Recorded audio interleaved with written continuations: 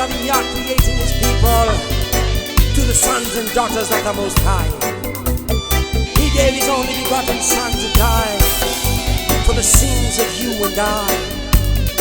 Hear the voice of the shepherd in the desert and in the wilderness. Hear this.